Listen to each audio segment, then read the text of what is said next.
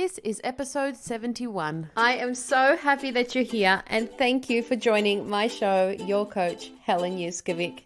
I am on a worldwide mission to help people get confident in putting themselves first, because I used to put myself second my whole life. And because of that, I experienced every unhealthy relationship possible. An unhealthy relationship with myself, my health, my wealth, my intimate relationships, my family, my friends, and my career.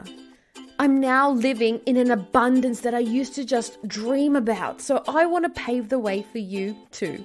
It's time, guys. It's time that you live in the life of your dreams as well. So let's take a step towards that right now. P.S. Subscribe to my podcast on your app now so that you always tune in to my new episodes. Good morning, beautiful people. Today I wanted to speak about life after divorce. And the reason I want to speak about this is because I am part of an international summit speaking about the unstoppable you and discovering you after a divorce. And since 1 in 2 marriages end in divorce nowadays, I thought I would offload some tips for the Start Your Day Right show for those of you that may be in this situation. My jam is identity and rediscovering yourself and your identity after divorce, because sometimes what happens in a relationship is that the lines get blurred and you tend to lose sight of who you actually are, what fulfills you, what makes you happy, and living in alignment with your values. And it is so normal for this to happen. I don't want anybody to beat themselves up over this, but if this is something that interests you, I will put a link here to the summit so that you can watch my whole interview. But for now, this is what I want you to do if you are going through a divorce and you feel like your world has turned completely upside down. Understanding that there is now an identity shift because you are no longer married, you are single. And, the thought pattern is, okay, who am I as a single person? What is my place in the world now? Understanding this and becoming aware of this is a really important step, and just being gentle with yourself and slow in this process, and also being really mindful not to make any hard decisions or any big decisions in this period. Another thing to do is to accept change and understand that your self-esteem might be changed, your mindset might be changed, your whole overall outlook in the world might be changed, your perspective might have changed. And just being grateful for what you have and what is constant around you, especially if you have children.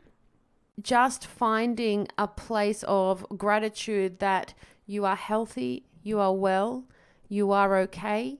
Yes, there has been a big shift in your life, and yes, a new chapter is about to begin. So visualize a book, opening that book and seeing 2 blank pages, and now is your opportunity to write your new chapter. So accepting this change is another really beautiful step into life after divorce. Also, being curious about the lessons that you have learned in your relationship, and being curious about what life looks like after divorce, and being curious about any pain that you might be feeling and what it may teach you. So once you are able to completely heal, feel whole again, feel strong, and sit down and be able to talk about the whole marriage with people without such a big emotional charge, and understanding, wow, actually this relationship was meant to happen in my life. I was meant to be in this relationship. Life was happening for me and not to me. And what I needed to learn was X. Self-care is another beautiful step. It's not about being selfish. Well, sort of. I mean, now it's time to do you a little bit throughout this period, but you can now do the things that light you up. You can now experiment with different activities. You can have a sense of wonder and a sense of play in trying something new and also spoiling yourself. So things like massages, facials, they're beautiful points of self-care, but also other things, and seeing what lights you up, what makes you feel joy. Is it hanging out with friends? Is it being alone while you meditate? Is it going to the beach and maybe watching a sunset or a sunrise? I have a free self-care list that you can download off my website, wholehealth.com.au. The last two are friends, hanging out with your friends and talking about it with your friends.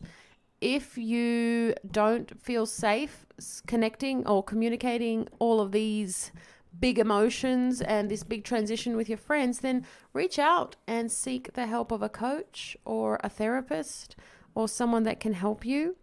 And also just to take a break and slow down. Just take a break, slow down, reassess what is important in your life, reconnect with your values and your beliefs and your purpose in this world. This is something that I love working on with my clients. I dedicate a whole session to, or sometimes 3, on values, because guys, once you live in alignment with your values, you become the happiest person in the world. And that's what my wish is for you. I hope you enjoyed this episode. Thank you times infinity for spending time with me. It really means a lot. Putting yourself first will really help escalate your goals, your dreams, and I love being on the journey with you. So make sure you come and tell me on my Instagram at Whole Health, which is HOL_health, and comment below this podcast photo to share your thoughts on my show today. And if you enjoyed it, please leave me a 5-star review on iTunes or Spotify so that I can keep bringing amazing value to you. I'm sending you truckloads of love, power, and joy. Bye for now.